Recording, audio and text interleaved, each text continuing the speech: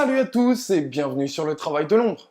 Après ce Angers-Marseille, j'aurais pu vous parler de ce résultat décevant puisqu'on ne profite pas du faux pas monégasque, mais on l'a vu clairement physiquement c'est compliqué avec l'enchaînement des matchs, alors soyons indulgents et puis tout est encore possible. Ou j'aurais pu vous parler de Yohan Pelé, l'homme du match, lui qui est souvent décrié, on peut vraiment le remercier pour ce point du match nul. Ou j'aurais pu vous parler également de Clinton N'Jie qui, grâce à son but de jeudi, s'est vu s'offrir une nouvelle possibilité de se mettre en évidence, une chance qu'il n'a pas saisie. Mais j'ai choisi de m'attarder sur Valère Germain.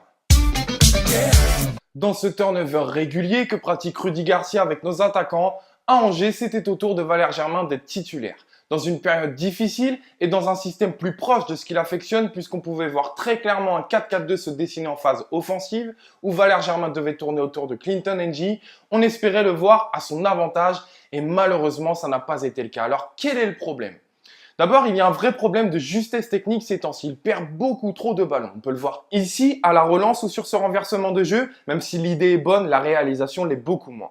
Il manque également de solidité dans les duels. Là, il doit se montrer à la fois plus fort et plus malin pour obtenir une faute grâce à la protection avec son corps.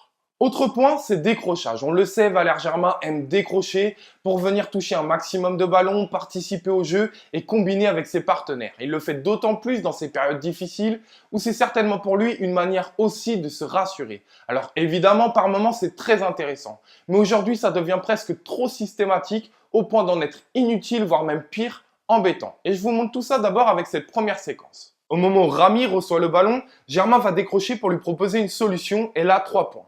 Le premier d'abord, il faut noter qu'il va décrocher très bas jusqu'à passer devant le milieu de terrain angevin. Donc s'il reçoit le ballon, c'est une passe un peu inutile car elle ne casse pas de ligne et n'élimine aucun adversaire. Ce serait donc certainement un ballon qu'aurait simplement remisé Germain.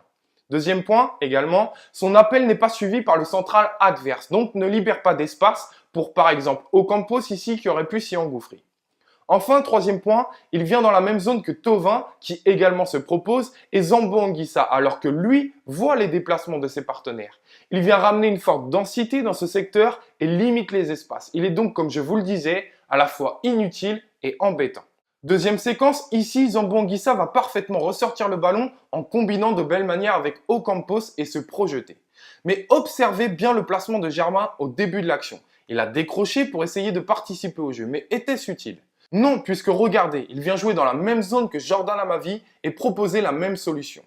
Continuons maintenant l'action où Zambo Anguissa continue dans sa projection. N'Jie fait un appel intéressant pour être servi, mais il est d'autant plus intéressant qu'il va embarquer les 2 défenseurs centraux avec lui et donc libérer l'espace dans l'axe. Et qui aurait dû être positionné là pour en profiter ? Pour appuyer mes propos, regardez en plus l'attitude de Germain qui vraiment ne se rend pas compte de cet espace intéressant parce qu'on le verrait forcer sur sa course. Mais non, alors c'est Amavi qui lui s'en aperçoit et va tenter sa chance. Encore un décrochage inutile, voire embêtant. Enfin, dernier point qui est beaucoup plus surprenant. Regardez cette action. Y a rien qui vous choque, non ? Germain, lui, qui a pour force première de toujours se présenter au premier poteau, en surgissant rapidement pour passer devant son adversaire, souvent grâce à un appel contre appel, ne le fait pas sur cette action, alors que c'est le moment idéal, alors que Thauvin et Ocampos sont au deuxième poteau, non, Germain va lui aussi aller au deuxième poteau.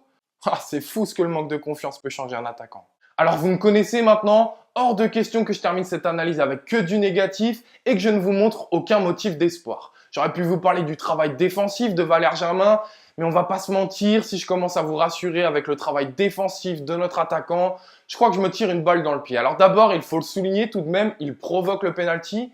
Et ensuite, il a à mon sens effectué 2-3 appels tranchants où malheureusement, il n'a pas été servi. Et qui sait quel discours on aurait tenu si Valère Germain avait été servi ici ou encore ici au deuxième poteau par Florian Thauvin. Pire avec celle-ci où N'Jie doit vraiment faire mieux. Une énorme possibilité pour le 2-0 à la 45e minute. Avec la blessure de Mitroglou, Valère Germain devrait donc être titulaire à de nombreuses reprises sur cette fin de saison.